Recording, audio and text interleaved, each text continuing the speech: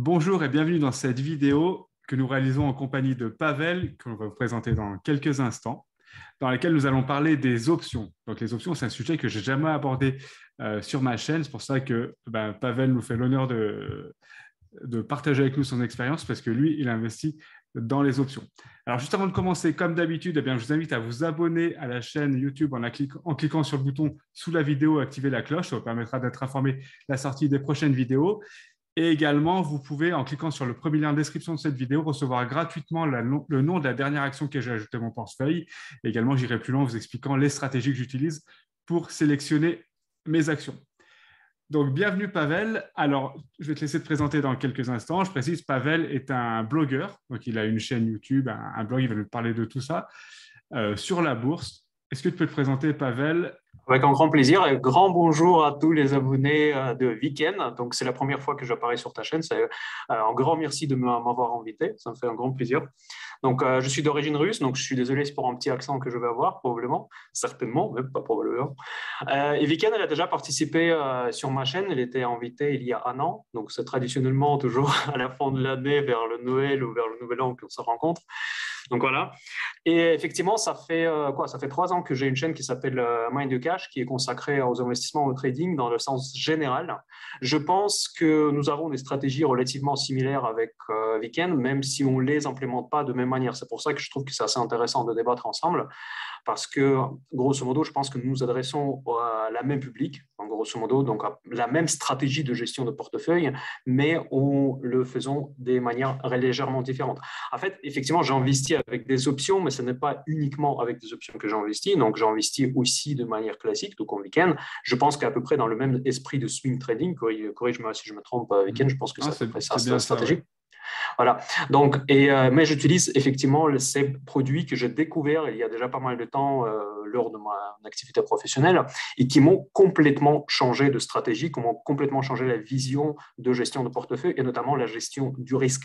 Parce que moi, je considère toujours que la gestion du risque comme le centre en fait de tout le métier d'investissement. Et c'est à cette activité que j'affecte le plus d'importance dans ma gestion de portefeuille. Voilà, et je crée également en parallèle avec la chaîne YouTube, je crée un club qui s'appelle Option Invest, où il y a effectivement une formation, et en plus où je publie ma position sur les marchés des options que je publie ouvertement aux membres de ce club. Voilà, donc ça c'est là dans les très grandes lignes. Et aujourd'hui, le but, effectivement, c'est de vous présenter justement ces stratégies qui concernent les options. Voilà, c'est ça qui concerne ma présentation très, on va dire, très globale. Et le projet Mind the Cash, il se base globalement sur 3 piliers. C'est l'analyse macroéconomique, donc je parle pas mal de la macro, donc ça tombe bien parce que quand on enregistre une vidéo, c'est le discours de la Fed que beaucoup d'investisseurs s'attendaient avec l'impatience. Et aussi l'analyse fondamentale, et je fais aussi de l'analyse technique. Je crois, si je ne me trompe pas, toi, tu ne fais pas trop l'analyse technique. Pour moi, ce n'est pas le cœur de stratégie, loin de là, mais j'utilise quand même l'analyse technique un tout petit peu, et notamment d'ailleurs, quand je fais les options, ce n'est pas non plus sans l'analyse technique que je le fais. Voilà. Ok, super, merci pour cette présentation. Effectivement, moi, je n'utilise pas l'analyse technique, j'utilise uniquement l'analyse fondamentale, mais je pense que quelqu'un qui ferait les deux, c'est encore mieux. Alors, donc, comme je disais, là, c'est la première fois sur ma chaîne où on parle d'options. Donc, est-ce que tu pourrais nous présenter vraiment, en partant vraiment de la base, qu'est-ce que sont les options pour ceux qui ne savent pas du tout ce que sont les options? Dès le début, en fait, dans cette explication, j'aimerais bien, dès le début, préciser qu'il ne s'agit pas des options binaires, parce qu'il Ah y oui, a énormément de scams qui tournent sur Internet tout à sur fait. les options binaires pour comment s'enrichir en quelques jours. Donc, c'est pour devenir millionnaire en 2 heures. C'est pas du tout ça. Vous n'allez pas devenir un millionnaire en 2 heures. Donc, ça, peut-être je vais décevoir quelqu'un, mais Non, tu c'est fais pas bien avec de dire moi. ça. Parce que Voilà. d'ailleurs, tu vois, autant je n'ai pas fait de vidéo sur les options. Par contre, il y a 2, 3 ans, j'avais fait une vidéo sur les options binaires, plutôt contre les options binaires pour mettre en garde les gens Oui, là-dessus. exactement. On en parle plus maintenant parce que je pense que c'est interdit maintenant par le SMA. Mais il y a, Ou j'espère. Je j'espère, ne mais sais il y a pas si quelques c'est un... années, ça ne devait pas être interdit, jusqu'en 2018. J'avais fait une vidéo. En gros, les options binaires, c'était vous faisiez un pari, vous pariez sur la hausse ou la baisse d'un sous-jacent, mais sur un horizon de temps très court, par exemple 60 secondes. Mais c'est vraiment du hasard sur 60 secondes. Et en gros, si vous gagnez 0,8 et si vous perdiez 1. Et comme vous aviez une chance sur deux de gagner, ça fait que vous avez l'espérance mathématique était Ouais. négative. En gros, plus vous jouez, plus vous perdez. Et la contrepartie, qui était ce qu'on peut appeler les courtiers escrocs, eux, plus vous jouez, plus ils gagnaient. C'est comme un peu un casino, et si vous voulez, les règles du jeu faisaient qu'eux, ils avaient un avantage mathématique sur vous. Et donc, C'est un peu le casino, sauf que je pense que c'est encore plus. Là, sur le coup, sur les options binaires, c'était encore plus grave que le casino, parce que je pense que l'espérance mathématique est encore plus en faveur du casino cette fois-là. ah, tout à Voilà, fait, donc exactement. déjà pour commencer, on ne parle pas de ça. Donc même si les options binaires, ce n'est pas le scam en soi, mais je pense que toutes les plateformes, sans exception, qui font promouvoir ces produits sont des plateformes scam. Peut-être il y a des exceptions, moi je ne connais pas. Voilà. Ensuite, les options, c'est quoi en fait? C'est les droits d'achat ou les droits de vendre. En fait, c'est les droits qui sont cotés en bourse. Grosso modo, imaginez que certainement, vous payez tout un tas des assurances tous les ans pour votre habitation, pour l'assurance MIM, hein, pour vos voitures, pour tout un tas d'assurances qu'on paye en France. Heureusement ou malheureusement, je ne sais pas. Voilà. Imaginez pour une seconde que, par exemple, celui qui vous vend cette assurance, elle est cotée en bourse. Et donc, et chaque minute, chaque seconde, vous avez un prix de cotation comme vous pouvez avoir pour les actions. Vous avez le prix de cette assurance qui n'est pas fixe pour un an, mais qui bouge tout le temps avec le marché.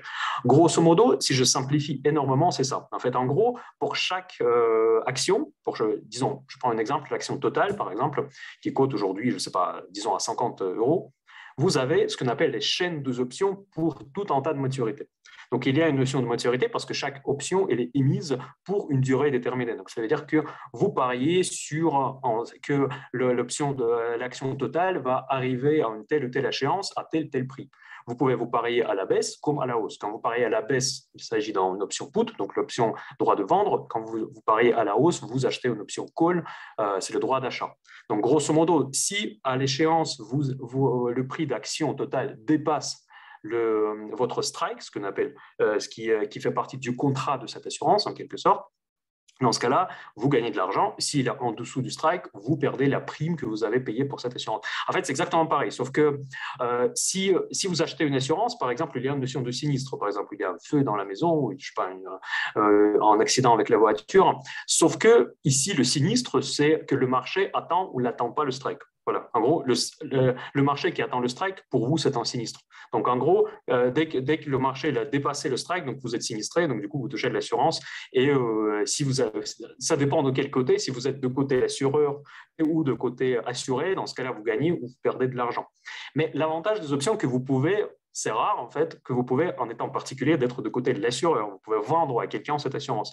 Par contre, là on part dans des sujets un petit peu plus tricky où je devrais tout de suite mettre en disclaimer que ce sont des stratégies généralement risquées. Mais elles sont risquées, ça dépend comment on les implémente. En fait, je dis toujours que les options, c'est un instrument des chirurgiens. En fait, ce n'est pas forcément compliqué. Ils ont une réputation d'être compliqués parce que dès qu'on commence à parler des options, ça a l'air super complexe. Mais dès qu'on a compris les grands principes, ça devient tout à fait naturel.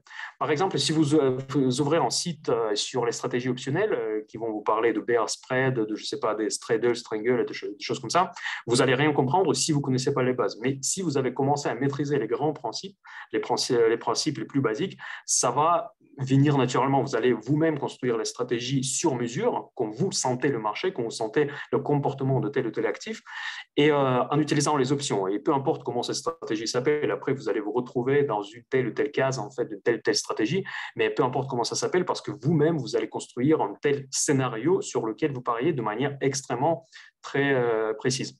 Voilà, donc ce n'est pas forcément compliqué. Les options, ça peut être très compliqué si vous faites du trading, ça je vais en parler plus en détail, mais si vous utilisez les stratégies basiques pour un portefeuille, on va dire retail, ou le portefeuille de particulier, ce n'est pas du tout compliqué. Donc voilà, donc vous pouvez tout de même soit acheter les options, donc être assuré contre le sinistre, en fait, en quelque sorte, contre une baisse ou une hausse d'un titre, ou bien vous pouvez être dans le côté d'un assureur, donc vendre à quelqu'un, grosso modo, cette assurance. Donc, on va résumer cette première partie. Donc, les options, moi, j'ai finirai ça comme ça, tu me dis si je me trompe.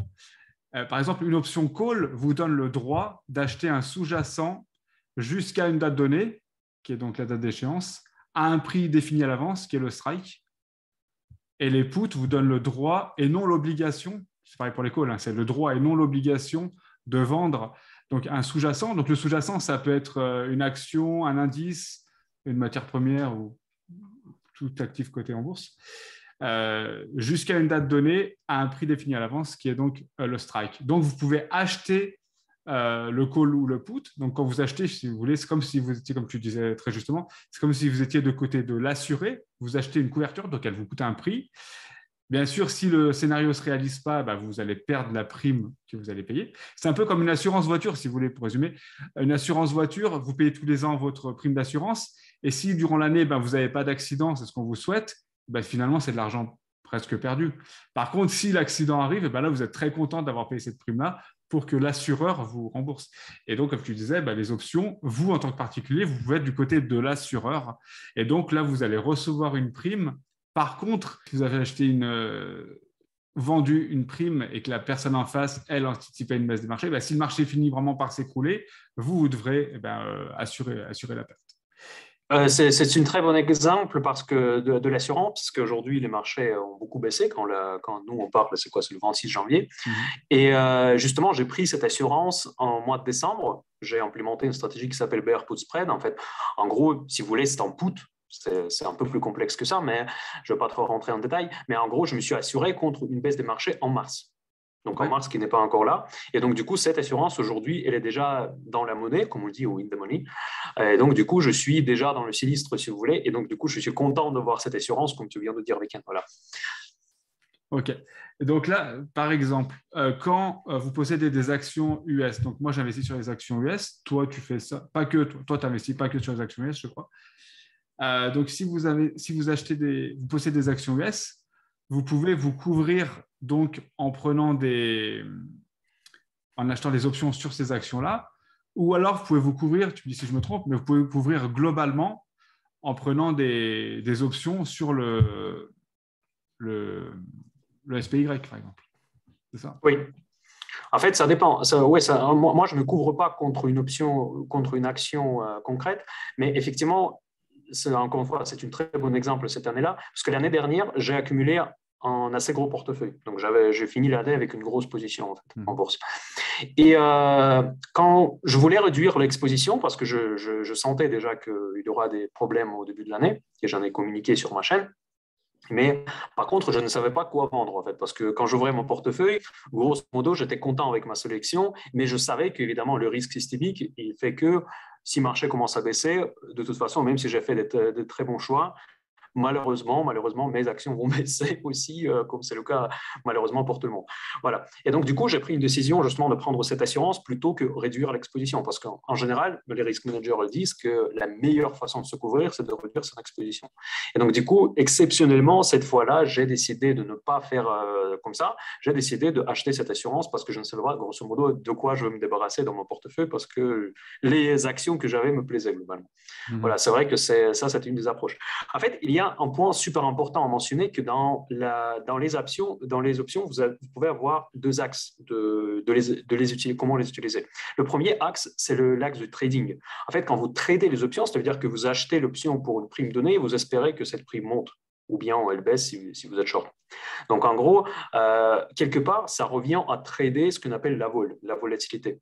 Et ça, effectivement, nous rentrons dans un contexte extrêmement compliqué parce qu'il faut suivre non seulement les courbes de sous-jacence, qu'on appelle le flat price, mais il faut suivre aussi les courbes de volatilité, ce qui devient vraiment un truc des pros. Déjà, il faut avoir des montants assez gros parce que ce qui est super important, d'ailleurs, c'est souvent ça la contrainte quand on commence à intervenir sur le marché des options, qu'ils sont tradés par lot. Et lot, c'est toujours sans action. Donc, si vous prenez genre en lot des actions EDF qui, je ne sais pas, à 8 euros aujourd'hui, ce n'est pas un problème. Mais si vous prenez une action Amazon qui a 3000 dollars, donc si vous multipliez par 100, ça fait quand même un sacré montant. Oui. Et donc, du coup, c'est un problème. Et d'ailleurs, pour ça que les splits qui sont importants, pour ceux qui traitent les options, les splits, c'est assez important parce que du coup, ça vous ouvre le droit, en fait, quelque part, d'acheter, d'intervenir sur telle ou telle action. Voilà. En gros, ça, c'est quand même quelque chose qu'il faut tenir compte quand vous tradez les options. Mais le deuxième axe que moi, je privilégie, et cet axe que je propose justement sur ma chaîne Mind the Cash, c'est l'axe de l'investissement. Parce qu'avec une stratégie classique, avec une gestion de portefeuille classique, vous pouvez utiliser les options tout simplement pour optimiser vos performances. Voilà. Donc, il y a des stratégies qui sont absolument sécurisées. Il y en a certaines même qui n'impactent même pas votre margin account, en fait. Je ne sais pas comment dire en français, d'ailleurs, mais compte de marge, je ne sais pas. Ouais, tout à fait. Voilà. Et donc, les stratégies qui sont vraiment purement sécurisées, qui vous permettent de générer les revenus passifs. Ça fait rêver un petit peu, je sais, parce que vous pouvez commencer à générer les revenus passifs avec des options dès maintenant, sans avoir en millions en bourse, ou même plus pour avoir les revenus passifs sous une forme de dividendes. En fait, avec des options, vous pouvez faire dès maintenant. Je vais vous donner quelques exemples aujourd'hui, comment on peut le faire et à quel point c'est simple, et à quel point c'est naturel. Oui, Voilà. tu peux nous partager des exemples. En gros, le principe, c'est comme si on possède des actions et on les loue à une autre personne. Voilà. Voilà. Et en fait, voilà. Donc, mais l'avantage, le plus grand avantage des options, on a déjà parlé du casino tout à l'heure. Donc, on a parlé des différents scams, etc., etc. Donc, en fait, les options, ça vous permet d'investir ou de trader, si vous voulez, avec un risque vraiment limité. Pourquoi je dis vraiment limité? C'est que les stops, que moi, personnellement, je n'utilise pas, surtout depuis que j'ai découvert les options, ça ne vous protège pas vraiment des risques. En fait, ça vous protège des risques en intraday, par exemple. Mais les statistiques montrent que la plupart des mouvements sur les différents actifs se passe quand les marchés sont fermés, à l'ouverture ou après, parce qu'en fait, toutes les déclarations, toutes les publications importantes se font généralement quand les marchés sont fermés. Donc, du coup, vous êtes beau de mettre en stop à moins 5% de votre point d'entrée, mais si jamais, après la clôture de bourse ou avant l'ouverture de bourse, l'entreprise publie de très mauvais résultats, elle s'ouvre à moins 20%, vous allez vous prendre dans la gueule, excusez-moi, les moins 20%. Tu penses à Netflix, c'est ça? Hein? Tu Par penses à exemple, Netflix? Netflix. Mais Netflix, Il y a quelques jours. C'était il y a quelques jours à peine. Exactement. Netflix, c'était un excellent exemple très récent, mais il y en a beaucoup en fait. Si tu descends dans une deuxième catégorie des options, des small cap, mid cap, il y a tout le temps des choses comme ça qui se passent. Et donc, avec des options, une fois que tu as payé ta prime, c'est sûr et certain que tu ne vas pas perdre plus que ça. Si tu l'achètes, évidemment, si tu le vends, c'est autre chose. Donc, pour l'instant, je parle uniquement de l'achat. Donc, ça veut dire que ça te permet justement de mettre les probabilités de ton côté. Le cours de la prime, le cours que le marché price, la probabilité d'atteindre tel ou tel strike d'ici la date de sa maturité, ça, en fait, ça représente la probabilité, justement mathématique, d'y arriver. Et donc, quand tu payes cette prime, tu es sûr et certain que tu ne vas pas perdre plus que ça. Et j'ai connu d'ailleurs un investisseur très successful qui avait un avis assez extrême, on va dire. Il trouvait que acheter les actions en direct, ça sert strictement à rien. Il faisait que les options parce qu'il préférait justement de contrôler son downside, ce qu'on appelle, de cette manière. Parce que je préfère de dormir tranquille parce qu'en fait, c'est vrai que tu ne sais jamais, même si tu achètes une très belle entreprise, typiquement pour moi, c'est Microsoft aujourd'hui que je trouve la meilleure entreprise au monde. Et c'est par exemple, mais rien ne te protège contre ce qu'on appelle le risque non systémique. Par exemple, demain, il y a quelque chose qui arrive vraiment inattendu, qui est genre, je sais pas, une énorme fraude fiscale, je sais pas, que tu peux pas imaginer ça. Parfois, les analyses techniques permettent de détecter certains mouvements anormaux sur les volumes, mais généralement, tu peux pas prévoir ce type de risque. Voilà. Et donc, avec les options, tu peux quand même dormir tranquille parce que rien ne t'empêche de prendre une option qui expire, par exemple, dans 2 ans. Généralement, statistiquement, les porteurs particuliers ne gardent pas les actions plus de 6 mois, 1 an, même s'ils sont du long terme. En général, on est long terme quand on est profondément dans le rouge. Donc, donc du coup, statistiquement, même si vous pensez que vous êtes du long terme, pas sûr que vous allez y rester. Donc, vous allez certainement et très probablement, vous allez garder cette action 1 an, peut-être 1 an et demi, mais pas plus.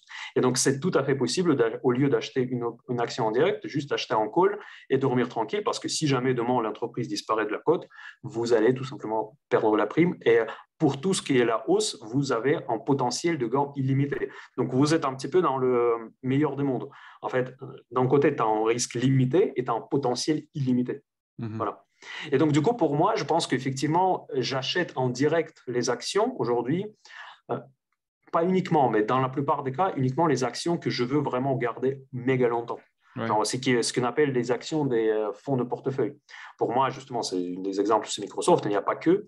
Je les appelle sur ma chaîne, je les appelle les actions de catégorie A. En fait. Donc, ça, c'est des actions vraiment avec des avantages concurrentiels que même si elles baissent, pour moi, je m'en fiche. Tout simplement, je le rachèterai encore plus. J'ai confiance. Il a juste quelques dizaines de valeurs comme ça dans le monde auxquelles je crois autant. Mais pour le reste, il est légitime de se poser la question systématiquement, genre, est-ce que j'achète une alternative, une option, ou j'achète une action en direct? Voilà. Bah, moi, par exemple, pour ma part, j'achète que des actions de sociétés très solides. Donc, en général, font partie des plus gros poids du S&P 500. Je suis d'accord avec toi pour ce que tu dis pour les options. Alors, je trouve acheter des actions en direct, effectivement, pour quelqu'un qui veut les garder très longtemps, je trouve que c'est bien d'acheter des actions en direct puisque tu n'as pas besoin de t'occuper de la date d'expiration de l'option, de faire rouler tes options. Tu n'as pas ce problème-là. Et également, c'est intéressant d'acheter des actions en direct si on a un petit capital ou moyen capital, puisque comme tu l'as dit justement, ben, les options, c'est par lot de sang. Du coup, si on a un capital limité, on ne pourra pas se diversifier énormément, puisqu'on va se retrouver immédiatement avec 100 actions de chaque. Ça, je pourrais peut-être contre-argumenter parce qu'en fait, Ouais. tu peux quand même acheter des actions. En fait, tu peux acheter des options avec un petit capital, même si je ne le recommande pas, mais par contre, tu devras être, on va dire, plus agressif, on va dire en quelque sorte. Tu devras prendre les strikes qui sont plus éloignés. Donc, Oui. par exemple, donc du coup, évidemment, la prime que tu vas payer, qu'il faudra multiplier toujours par 100 parce qu'il y a le lot de 100, imagine si tu paries, par exemple, que l'option Microsoft d'ici, genre aujourd'hui, il est coté à $300 à peu près. Donc, si tu paries que vers la fin de l'année, il va être à 310, évidemment, l'option va coûter super cher parce que la probabilité qu'il va être à 310, elle est énorme. Mais par contre, si tu paries qu'il va être à 500, il va coûter rien du tout. Oui. Mais après, c'est peu probable que ça se réalise. Oui, mais par contre, tu sais ici, tu peux aussi avoir des différentes stratégies. Justement, je trouve que c'est là un petit peu la beauté des options. Et tu peux prendre un petit peu les billets de loterie aussi, qui te coûtent vraiment très peu. Ça m'est déjà arrivé. Ça m'est déjà arrivé, par exemple, sur des actions où je sens qu'il y a, par exemple, une fraude fiscale. Pas fraude fiscale, fraude comptable. Ouais. Genre, il y en a certaines actions où il y a beaucoup de rumeurs qui circulent. Tu peux vendre tout simplement, tu peux acheter un put qui est tellement loin du marché qui va te coûter 2 centimes, mais vraiment un truc ridicule. Alors, 2 centimes, je peut-être exagère, mais 10 centimes peut-être, mais vraiment quelque chose de très très faible, parce que le marché aujourd'hui, parce qu'il peut valoir $100, et si tu te paries qu'elle va, d'ici 6 mois, elle va coûter genre $20, ça te coûtera, mais vraiment zéro pratiquement. Donc, du coup, tu ne verras même pas sur ton compte. Mais par contre, là, si ça arrive, là, tu vas prendre gros. D'accord. Mais après, c'est une des stratégies. Oui. Mais là, c'est c'est vrai qu'on risque pas grand-chose en faisant ça, mais c'est hasardeux. Parce qu'il faut vraiment. Oui, c'est hasardeux, mais je te donne un exemple, juste que tu peux quand même faire certaines choses. Pour moi, je dis à mes abonnés qu'en dessous de 20 000 euros compte trading, c'est vraiment la limite pour intervenir sur les options, vraiment. Mais il y a certaines stratégies sympathiques que tu peux quand même faire avec un petit capital, mais sauf qu'il faut quand même maîtriser ce que tu fais. Donc, c'est pas. Donc si tu fais l'analyse un petit peu à la Muddy Waters, tu vois, le fonds qui parie souvent sur la baisse, il faut être quand même balèze pour faire ça, mais avec des options, tu peux faire ça. Par exemple, si tu prends en short ouvert, tu imagines le risque. Si dans le même scénario, si tu prends en short en direct, avec une action comme ça, le risque va être énorme parce qu'elle peut doubler, tripler, quadrupler, ou je ne sais pas combien l'action. Et là, ta perte peut dépasser le montant que tu as sur le compte. Donc, tu dois être redevable à ton broker. Comme le cas de GameStop l'année dernière. Exactement. Le cas de GameStop, c'est un très bon exemple, parce qu'il ne faut pas shorter en direct. Par exemple, le cas de GameStop, si tu shortes en direct, aujourd'hui, tu as une tête devant ton broker. Mais si tu le shortes avec une option, tu aurais perdu une prime qui te ferait peut-être un petit peu mal, mais pas grand-chose. C'est juste pour dire que les options, ça ne va pas forcément risquer. Parce qu'en fait, en théorie, c'est même le contraire, que les options, c'est moins risqué que acheter en sous-jacent. Et ça, c'est d'ailleurs un peu une amalgame que beaucoup de gens font, c'est qu'on pense automatiquement quand on parle des options que c'est quelque chose de risqué. Ça peut être très risqué, je ne dis pas le contraire, mais en théorie, quand tu achètes en put ou achètes en call, alors là, tu sais parfaitement combien tu perds en maximum. Voilà. Tout à fait, parce que ta perte est limitée. Quand tu es acheteur de put ou de call, ta perte est limitée à la prime que tu as payée. Exactement. C'est ça. Tu ne peux pas perdre plus que cette prime-là. Donc, Pavel, donc, tu disais que tu allais nous présenter des actions qui permettaient finalement de percevoir des sortes de revenus en louant ces actions grâce aux options. Tout à fait, tout à fait. En fait, il y a plusieurs stratégies. En fait, toutes les stratégies optionnelles, ils se distinguent par net crédit ou net débit. En fait, net débit, c'est quand tu payes la prime, et net crédit, c'est quand tu perçois la prime. En fait, en gros, quand tu perçois la prime, ça veut dire que tu es assureur, tu as vendu à quelqu'un. Ça peut être très risqué, attention, parce que les sinistres, ça arrive malheureusement dans la vie. Et donc, je vais juste pour donner des exemples, je vais proposer deux stratégies qui sont les plus basiques, les plus évidentes. Et la première, c'est par exemple que j'utilise mais vraiment, vraiment souvent, quasiment tous les mois, c'est la plupart des positions que je prends sur la bourse, je fais de manière suivante. Je passe par une option, par une sell d'input. En fait, qu'est-ce qui se passe en général? Évidemment, j'ai un portefeuille, mais j'ai aussi, comme vous, j'imagine, j'ai en shortlist. Donc, il y a des actions que je veux en prix défini, grosso modo. Donc, en gros, ma stratégie est telle que dès que cette action, elle atteint ce prix, j'achète, parce que moi, je considère que c'est un prix intéressant pour rentrer. Voilà. Donc, vous avez deux solutions. Si vous ne passez pas par les options, vous attendez, vous êtes comme un philosophe devant l'écran, regardez comment les cours montent, et peut-être ce cours ne va jamais être touché. Peut-être. Donc, vous allez rester sans action, probablement l'action très prometteuse, qui va peut-être faire X2, X3, X10, etc. Voilà. Et donc, il y a une deuxième solution que vous pouvez faire avec des options. Vous pouvez vendre en put tous les mois, comme moi je le fais, sur un cours qui correspond à votre pan d'entrée. Donc, en gros, par exemple, je prends encore une fois l'exemple de Microsoft. Aujourd'hui, il est à 300. Imaginons que mon pan d'entrée est à 250. Ouais. Je ne sais pas s'il va être là ou pas. Donc, cela veut dire que si je vends en put à 250, je perçois une prime immédiatement, donc elle tombe sur mon compte. J'ai une obligation maintenant, parce que contrairement à l'achat d'une option, ici, quand tu vends une option, tu es assureur, du coup, tu as obligation de racheter du coup cette action au prix auquel tu t'es engagé. Donc, il y a deux scénarios qui sont possibles. Après, Microsoft continue sa hausse fulgurante et du coup, je garde ma prime, qui est d'ailleurs assez généreuse parce que moi, je ne suis pas si loin du marché que ça, surtout compte tenu de la volatilité actuelle. Et donc du coup, je touche la prime. C'est pas trop mal parce que c'est crédité sur mon compte, ça fait partie de mes revenus passifs. Le deuxième scénario, c'est que l'action Microsoft baisse, elle passe sous le strike de 150 et même là, je ne veux pas encore perdre. Je vais perdre uniquement quand le prix du marché passe en dessous de 250 moins la prime que je paye. Donc, imaginons, j'ai perçu la prime de 20 $, et donc, du coup, cela veut dire pour moi, le moment quand je vais commencer à perdre, c'est à partir de 230. Donc, du coup, quand ça va passer en dessous de 230, c'est là où je vais commencer à perdre. Et qu'est-ce qui va se passer si on arrive à l'échéance de cette option, de ce put que j'ai vendu à quelqu'un? Effectivement, je devrais faire face à mes engagements. Donc, du coup, ce que je devrais faire, je devrais racheter ce lot des actions Microsoft pour le prix de 250, sachant que j'ai déjà quand même touché la prime de 20 $ par option. Et donc, du coup, pour moi, c'est gagnant-gagnant. Parce que de toute façon, je voulais acheter cette action à 250 et là, je l'achète à 230 et pas à 250. Et en plus, j'ai une ligne dans mon action de rêve qui ne me dérange pas du tout quand j'ai acheté à ce prix-là. Ça revient dans exactement le même biais que quand tu l'achètes traditionnellement, si je me permets de dire comme ça, quand l'action est arrivée à 250, elle peut tout à fait continuer à aller jusqu'à 200, 150, et vous allez continuer à perdre. C'est exactement pareil, ce n'est pas plus risqué que ça. Mais en revanche, si l'inverse se passe, si l'action ne baisse pas et elle continue à monter, tu touches quand même la prime. Oui. Et voilà, et pour moi, ça fait partie vraiment de cœur de ma stratégie parce que c'est comme ça que je démarre mes positions, quasi toujours. D'accord. Voilà, donc ça, c'est la première chose. Ensuite, imaginons que j'ai été exercé sur cette action Microsoft. Donc, du coup, je me suis retrouvé avec 100 actions Microsoft dans le portefeuille.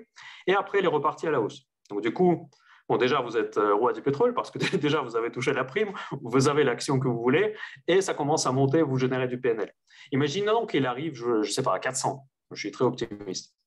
Voilà. Et à ce moment-là, vous allez vous poser la question, genre, est-ce que ce n'est pas le moment de prendre ses profits? Donc, et là, vous pouvez aussi, vous ne savez pas où va aller le marché, personne ne sait où va aller le marché. Donc, vous pouvez vous dire, tiens, peut-être ça va faire encore un tout petit peu, mais à 400 ventes, c'est sûr que je le vends, mais je ne sais pas s'il va aller jusque-là. Donc, vous pouvez faire la même chose. Si vous avez déjà le lot des actions Microsoft dans le portefeuille, vous pouvez en toute sécurité vendre un call à 400 ventes. Donc, toucher cette prime encore une fois, assurer quelqu'un, en quelque sorte, de l'autre côté de la contrepartie. Et si jamais, effectivement, Microsoft dépasse 420, à ce moment-là, vous allez arrêter de gagner de l'argent sur votre position Microsoft parce que vous avez une obligation de vendre ces titres-là que vous avez déjà dans votre portefeuille. En fait, pire, ce que ça peut vous se passer, c'est que vous serez contraint de clôturer votre position que vous avez déjà dans le portefeuille. Et si jamais Microsoft reste en dessous de 420, vous allez encore une fois, comme dans le premier cas, vous allez juste garder votre prime pour vous dans la poche et c'est parfait, ça devient votre revenu passif. Voilà, ce sont deux stratégies qui sont absolument naturelles et elles s'inscrivent parfaitement dans la stratégie classique d'un investisseur. Donc, il n'y a pas de complexité, il n'y a pas de... Après, il y a des stratégies que j'utilise qui sont plus complexes, mais rarement j'utilise des usines à gaz, franchement. Oui. Non, je pense que le plus simple est souvent le mieux en matière d'investissement. Donc, peut-être que tout ça paraît abstrait. Donc, on va prendre un exemple concret. Donc, là, on est sur Yahoo Finance. On va regarder l'action Microsoft, comme c'est l'exemple que tu as utilisé. Donc, on voit qu'actuellement, le prix de l'action Microsoft est à 302,34 $. Donc, là, on a les options d'achat. Donc, c'est les options call. Alors, on peut donc choisir les dates d'échéance. On peut prendre une date dans un mois, tu veux? Oh, tu peux prendre, oui, genre peut-être dans plusieurs mois, parce que comme ça, tu auras plus de liquidité, ça va être un peu plus... Ouais. Parce que dans un mois, ça fait un peu court.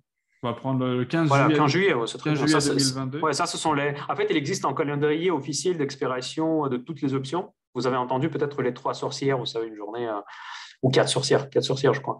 Et donc, c'est quand tous les contrats expirent, et notamment les options aussi. Mais les options, elles expirent tous les mois. Ouais. Oui, il y a en fait, même pour les grandes actions, il y a même comme Microsoft, d'ailleurs, elle expire même plusieurs fois par mois. Voilà, donc effectivement, dans la colonne centrale, tu as l'exercice, prix d'exercice, c'est le strike, ce qu'on appelle. Donc, ça, c'est ton sinistre, c'est là où commence ton sinistre. Voilà. Et dans les 3 colonnes, tu as le order book de la prime. Donc, tu peux voir que, par exemple, l'option d'achat à 330 avec l'expiration qu'on a choisie, je ne sais plus ce qu'on avait choisi, c'est de 13,80 $. Voilà. Ça, c'est la prime que tu devras payer pour acheter une action. Mais n'oubliez pas qu'il faut acheter 100 minimum. Voilà. Donc, il faut multiplier ça par 100. Donc, du coup, ça va revenir à 1380. C'est ça. Donc, ça, c'est les options d'achat.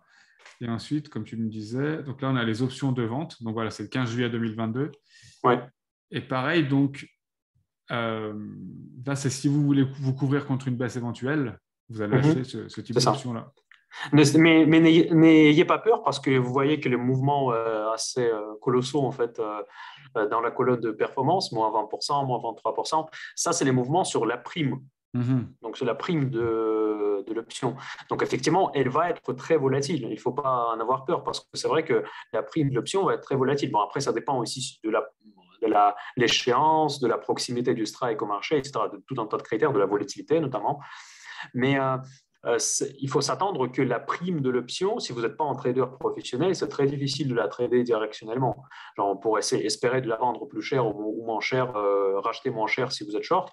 C'est une science, on va dire, complète, quoi. Oui. Il faut vraiment être un trader professionnel. Mais si vous réfléchissez d'un point de vue expiration, où je serai au moment que l'option va expirer, vous pouvez complètement oublier les cotations.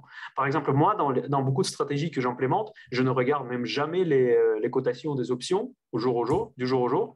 Je sais que j'ai pris un pari qu'à l'expiration, on sera là ou on ne sera pas là. Et si je vois évidemment que, par exemple, là, si j'ai acheté un call sur Microsoft à 300 et aujourd'hui il est à 400, je peux me demander, tiens, peut-être je vais quand même fixer ma position avant l'échéance. Je peux aller sur le marché et vendre plus ou moins au prix que le marché me propose aujourd'hui. Donc, du coup, je ne m'inquiète pas vraiment pour ce qui se passe aujourd'hui sur le marché. Mais n'oubliez pas que ça peut chuter de moins 40%, mais vous n'allez jamais perdre plus que votre prime. Donc, au pire, qu'est-ce qui peut vous arriver, c'est que la prime passe à zéro. Donc, du coup, vous êtes ce qu'on appelle worthless, donc option sans valeur. Dans ce cas-là, vous avez perdu votre pari. Donc, et ça fait partie du jeu. Donc, Oui. Donc, tu as raison de préciser ça, hein, c'est que les variations sont énormes, mais il faut bien vous dire qu'en fait, c'est comme si vous faisiez un effet de levier 10, même plus que 10, parce qu'en achetant une option, donc là, on va sur les options d'achat, en achetant une option à 27 $, donc c'est par lot 200, bien sûr, hein, mais une option à 27 $ vous donnera le droit d'acheter une action qui vaut 300. Donc, c'est comme si c'était un effet de levier 10 finalement. D'ailleurs, je ne sais pas, tu me corrigeras peut-être si je me trompe, Viken, parce que je ne suis pas très d'accord quand on parle de levier dans les options. Parce que pour moi, levier, bon, peut-être que je ne suis pas très exact sur les termes, mais pour moi, quand on parle de levier, il y a forcément d'endettement. Ce qui est très important, c'est que quand vous faites des options, il n'y a pas d'endettement. Donc, du coup, quand vous achetez une option, votre margin account n'est pas touché. Oui, oui, Donc, tout à fait. ça n'a aucun impact sur votre margin account parce que le montant de la prime est débité de votre compte et vous n'avez plus aucun engagement. Donc, et ça, c'est vraiment l'avantageux. Contrairement, par exemple, à la position à levier. Par exemple, si tu prends un futur, là, par contre, tu as un engagement, tu as un sacré engagement et ton margin account va être impacté. Tu peux recevoir les appels de marge, etc., avec tous les plaisirs de ce type. Donc, ce n'est pas du tout le cas avec les options. Donc du coup, je précise juste, bon, je m'en fiche un peu des termes, mais qu'il n'y a pas de levier proprement dit. Donc, tu Non, n'empruntes pas pour, tout à fait. acheter. Voilà, donc Oui, oui, il non, n'y tu aura fais pas bien. d'appel de marge. Oui, oui, tu fais bien de préciser que dans tous les cas, voilà, vous ne pouvez pas perdre plus que ça. Donc, c'est Voilà. pas vraiment oui, faut pas comparer ça avec un effet de levier quand vous êtes en levier 2 ou 3, par exemple. Par exemple, Voilà. si vous avez 10 000 € sur votre compte et vous possédez pour 20 000 € d'actions, là, vous êtes en levier 2. Alors que là, ce ne sera pas le cas. Mais je parlais de levier, c'est plus une image dans le sens où, voilà, avec une option à 27 €, vous aurez le droit d'acheter une action qui vaut 10 fois plus. Et donc, il y a aussi une chose, je pense qu'il faut qu'on explique, c'est la valeur temps qui diminue avec le temps, justement. En fait, quand vous êtes acheteur d'options call ou d'options put, tu me dis encore une fois si je me trompe pas, mais quand vous êtes acheteur d'options, bah, le temps joue contre vous. Parce que là, on voit que bah, l'action Microsoft, on a dit qu'elle vaut à peu près 300 $ en ce moment. Et on voit que le droit d'acheter une action Microsoft dans 6 mois, 6-7 mois, vaut 27 $. Donc ça, c'est que de la valeur temps. Et plus on va se rapprocher de l'échéance, et plus cette valeur temps va diminuer. Et quand vous êtes vendeur d'options, vendeur de call ou vendeur de put, ben finalement, le temps joue pour vous. C'est tout à fait juste. Ouais. Ouais. En fait, ça s'appelle la décomposition temporelle, c'est ça qui est Ouais. en français, ou le time decay. Effectivement, quand vous êtes acheteur d'options, le temps joue contre vous. En fait, c'est un peu Ouais. comme avec des assurances. En fait, si vous êtes, en gros, si vous avez assuré quelqu'un, plus le temps passe jusqu'à la prochaine échéance et il n'y a rien, il n'y a pas de sinistre, pour vous, ça fait du bien. Ouais, ouais. On pourrait dire que faut bien dire que le prix des options ne varie pas uniquement en fonction. Le prix des options ne varie pas uniquement en fonction du prix du sous-jacent. Il varie aussi en fonction du temps, cette valeur temps, et également la volatilité. Surtout la volatilité. Je pense que ce qui va vous préoccuper si vous tradez les options, mais encore une fois, tous ces aspects-là sont importants si vous êtes trader, si vous êtes vraiment dans le premier axe. Parce que si tu as acheté avec un pari, parce que c'est un peu comme un pêcheur, genre, tu sais, as mis la canne et tu attends. Genre, si tu es dans cet esprit-là, tu t'en fiches en fait de la décomposition temporelle ou des machins. C'est vrai que le plus le temps avance, moins des chances que tu arrives dans tel ou tel scénario du marché. Mm-hmm. Mais si c'est ton scénario sur lequel tu as parié, tant pis. Tu sais en avance que voilà, au pire des cas, je perds ça. Donc ça, Ouais. déjà, quelque part dans ta tête, franchement, il y a un point qui est peut-être subjectif, mais j'aimerais bien le soulever, que pour moi, ça a changé aussi dans ma vie personnelle, en fait, quand je commençais à trader les options, parce que je n'ai pas la même vision de mon portefeuille. Parce que je ne m'inquiète pas.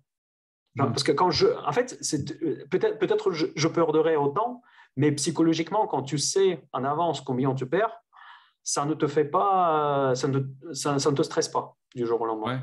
Ouais, ok, ouais, je comprends. Parce que en fait, tu n'es pas vraiment à l'écoute du marché en permanence, que genre, tiens, est-ce que je sais pas, le PDG n'a pas fait couler la boîte, est-ce que ce trimestriel ne va pas genre, faire l'état d'une perte gigantesque à cause de quelque chose qu'on n'a pas attendu, qu'on n'a pas attendu. Ça, ce n'est pas du tout la position quand vous avez une option, parce que l'option vous protège. En gros, voilà, là j'ai investi, ça c'est mon investissement, ça c'est vraiment mon risque, et je ne vais pas perdre plus que ça. Et d'ailleurs, aussi, il y a un scénario qui est super gênant quand tu n'utilises pas les options, c'est typiquement ceux qui tradent. Souvent, par exemple, on met en stop, typiquement. Imaginons que même on ne parle plus de overnight, qu'il y a eu un gap baissier à l'ouverture de marché. Tout simplement, genre, imagine que tu as mis un ordre d'achat un petit peu en dessous à ton prix d'entrée. Donc, par exemple, tu as essayé de protéger avec ton stop.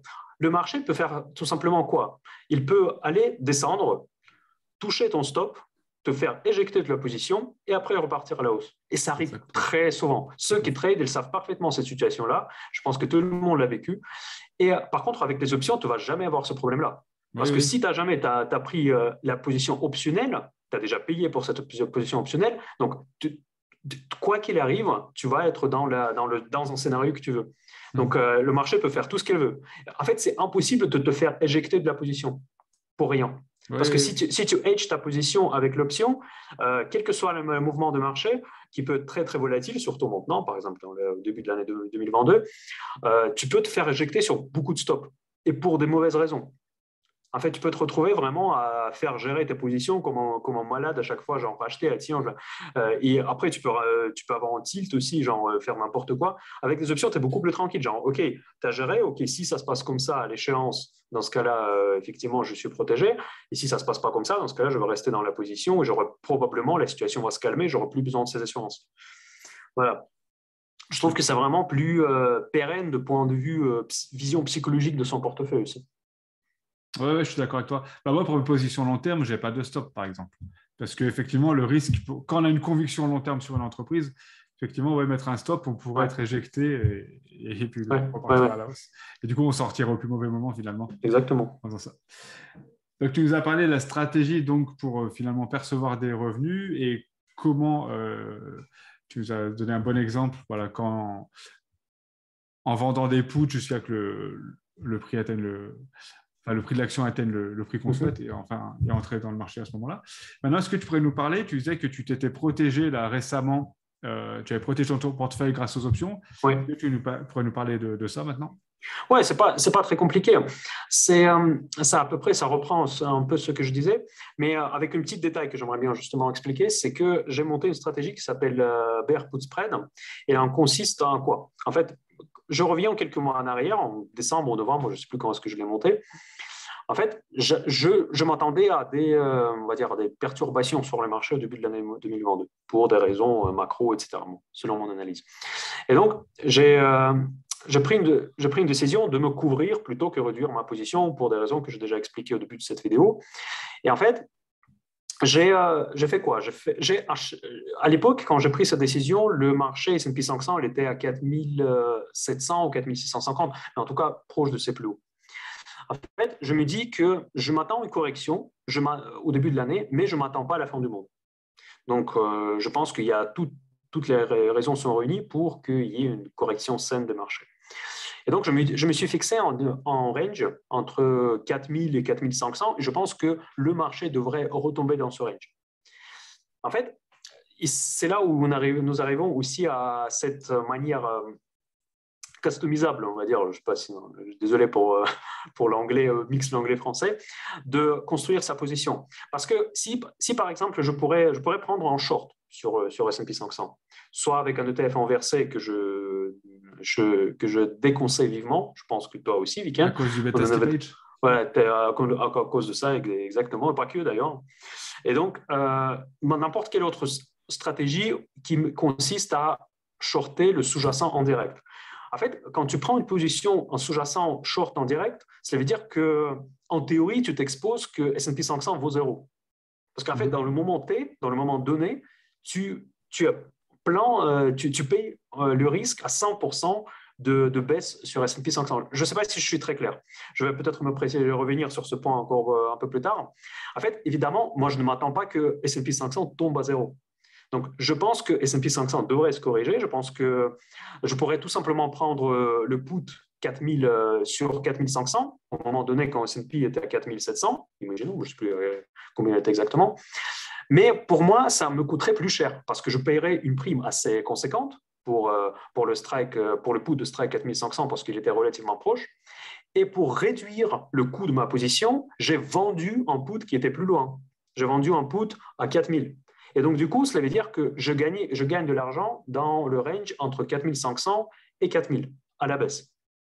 Parce que, évidemment, ça décrit exactement ma vision. Et c'est là, d'ailleurs, où j'ai utilisé l'analyse technique, parce que moi, j'ai fixé plus ou moins les niveaux dans lesquels, lors de la prochaine correction, S&P devait tomber.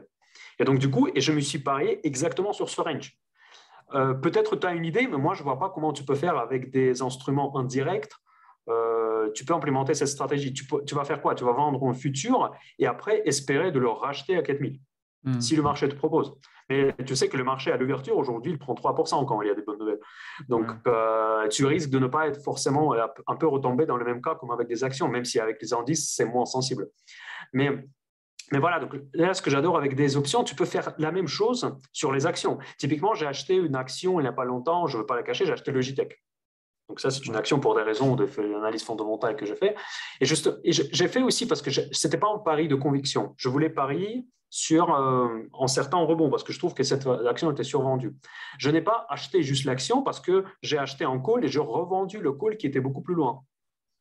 Et donc, du coup, je me suis parié sur un certain range. Parce que en fait, dans ma stratégie, je ne m'attends pas que le GTEC fasse 10 fois X10. Ouais, Je m'attends qu'il ait atteint un certain niveau que moi je considère normal de point de vue fondamental. Et donc, du coup, je suis parié exactement sur ce niveau. Et pourquoi je le fais? Tout simplement parce que le prix du call, si j'achète le call pur, évidemment en me laissant la marge infinie des profits, je paierai trop cher. Et ça ne fait pas partie de ma stratégie. Ma stratégie, je ne m'attends pas que le Logitech fasse une croissance infinie. Moi, je m'attends à des niveaux précis qu'il attendent d'ici X mois. Voilà. Et donc, du coup, j'ai implémenté de manière très exacte ma vision sur cet actif. Voilà. Ça, ce sont des exemples que tu peux, avec lesquels ça te montre la flexibilité d'investissement avec les options. Oui, tout à fait.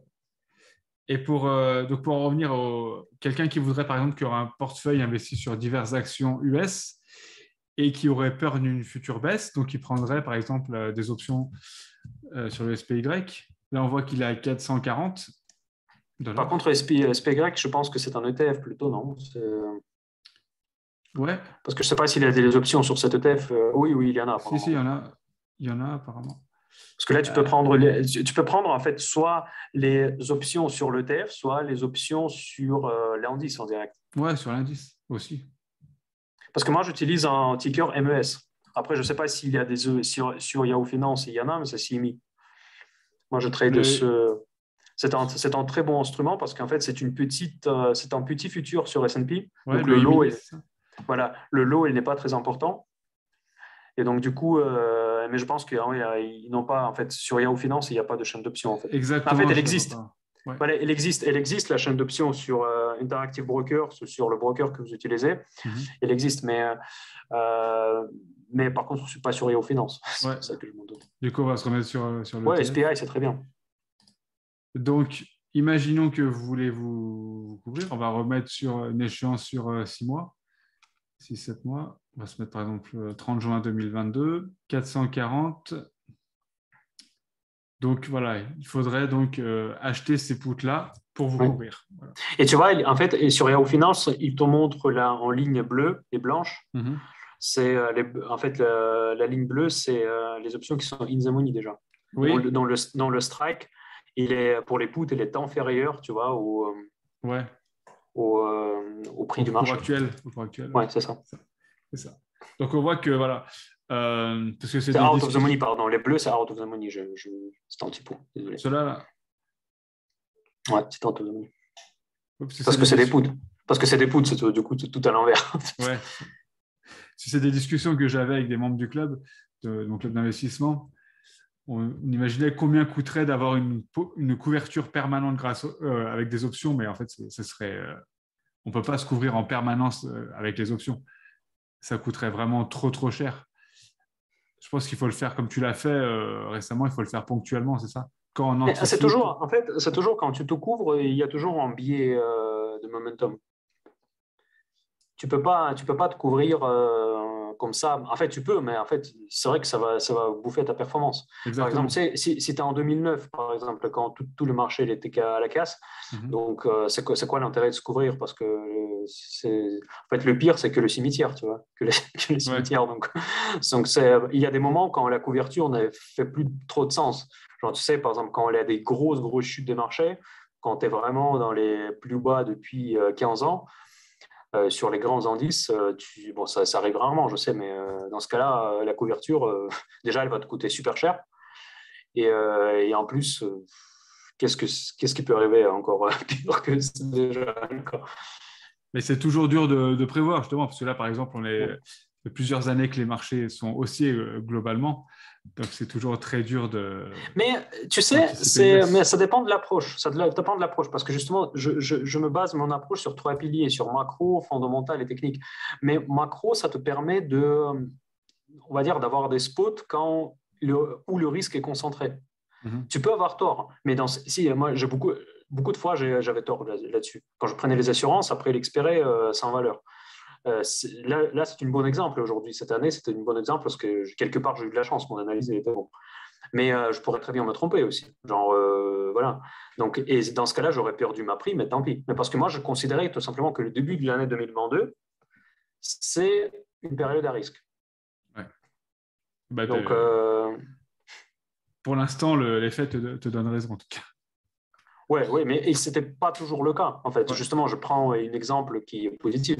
Mais pour moi, je vois ça vraiment comme une assurance. Genre, si je perds, tant pis. Mais en parallèle, j'ai plein d'actions qui ont performé du coup bien et je reste gagnant. En fait, je renonce à une certaine partie de mes gains. En fait, c'est plutôt ça. Ouais, c'est ça. Ouais. Bah, moi, j'avais choisi l'approche de réduire mon exposition.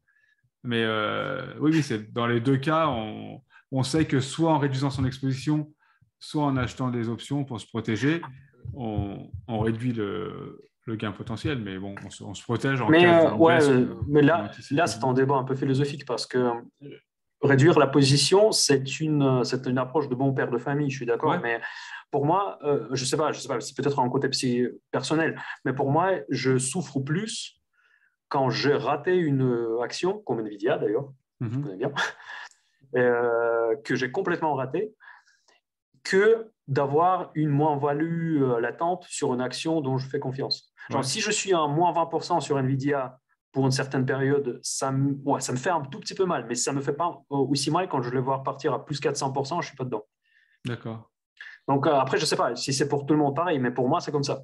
Donc du coup, ça dépend. Genre, tu sais, quand tu réduis ta exposition, il y a toujours une marge d'erreur, en fait, parce que si tu te trompes sur le momentum, dans ce cas-là, tu risques de te retrouver sans action. Et aussi, ça dépend évidemment si tu as l'argent long ou pas. Moi, c'est le cas. Oui. Genre, tu sais, si tu peux rester longtemps dans la position, moi, je peux me le permettre sur beaucoup de valeurs. Mais si, par exemple, tu as besoin de l'argent, de les gérer de manière plus dynamique, là, il faut faire un choix. Oui. Tout à fait. En sachant que si vous regardez les performances historiques, elles se font sur quelques jours par an. C'est vraiment... ça. Et d'ailleurs, aussi, il y a une petite stratégie que je voudrais mentionner, parce qu'il y a beaucoup d'actions asiatiques qui se font parler d'elles en ce moment, donc Alibaba, Baidu, etc. Moi, je trouve ce marché extrêmement intéressant. C'est évidemment pas une recommandation. D'ailleurs, contrairement à Weekend, je ne suis pas un professionnel, je n'ai pas le droit de donner des conseils d'investissement. Toi, je crois que tu peux.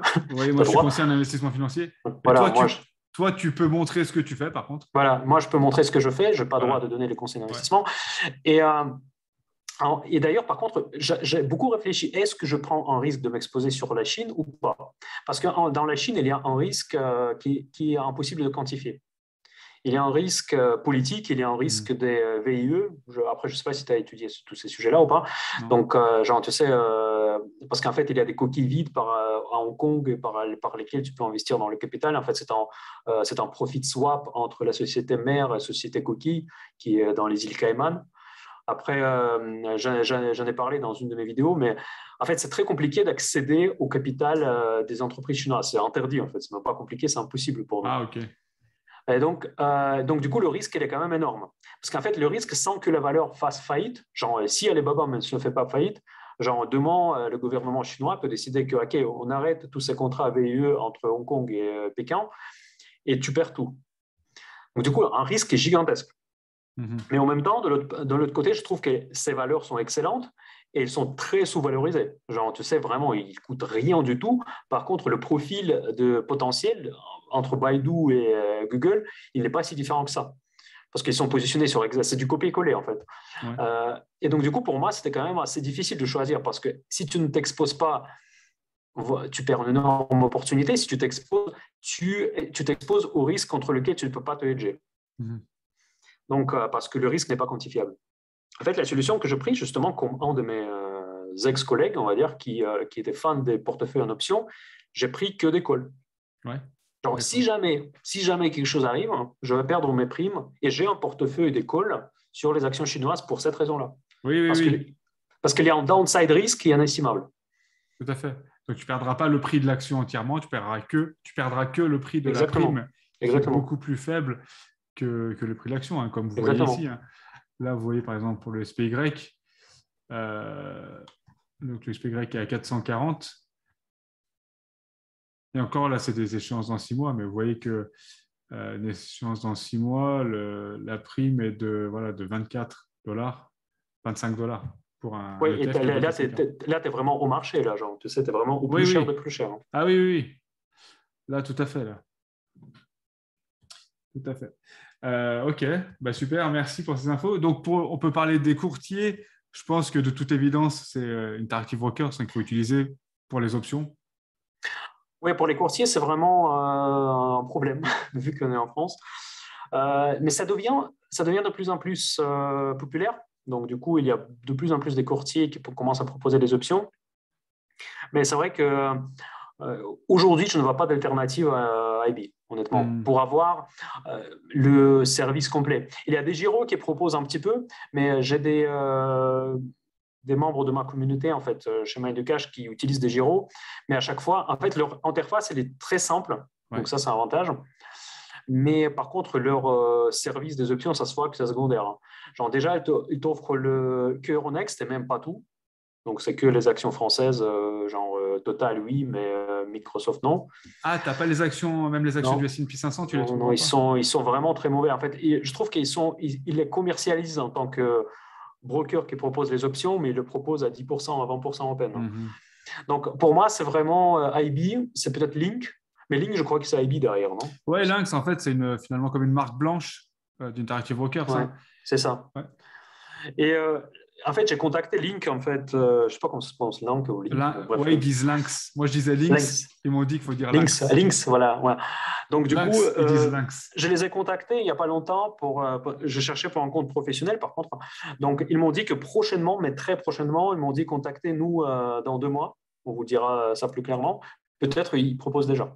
Mhm. Mais c'est vrai que, franchement, moi, je n'hésite pas entre les choix des brokers parce que je trouve que Interactive Brokers propose mais vraiment tout. Oui, Je ne vois pas d'autres brokers qui me proposeraient autant. c'est ce que je J'avais dis aux gens. Saxo Bank. Saxo Bank, elle propose un en fait, très bon service pour les options. L'interface bien plus user-friendly que Interactive Brokers, mais leurs frais sont absolument, absolument exorbitants. Oui, oui, oui. Et même, quel que soit votre capital, ce n'est même pas une question de votre capital, c'est vraiment exorbitant et qui frôle parfois, mais vraiment j'étais très mécontent, en fait, qui frôle limite l'arnaque parfois, parce que surtout quand il s'agit de conversion de devises. Genre là, ce qu'ils te font, c'est juste impensable. Oui, oui. Bah, moi, c'est pour ça, moi, j'utilise Interactive Brokers depuis très longtemps et c'est le courtier dont je leur envoie beaucoup de clients, même si je ne perçois rien d'eux, mais je préfère envoyer mes clients chez un courtier chez lequel ils Ouais, auront des faibles frais plutôt que ouais. de les parce que j'ai des courtiers, bah, comme toi sûrement, qui te proposent des grosses commissions si tu leur envoies par exemple, eToro, pour ne pas les citer. Mais je n'envoie pas mes clients chez eToro parce que voilà, je préfère que mes clients aient des faibles frais et qu'ils optimisent leur rendement en Ouais. bourse même si moi, je ne touche pas de commission à ce niveau-là. Mais pour être honnête, vu que j'ai déjà fait mon choix, je ne suis pas un grand expert des brokers, je peux être en retard.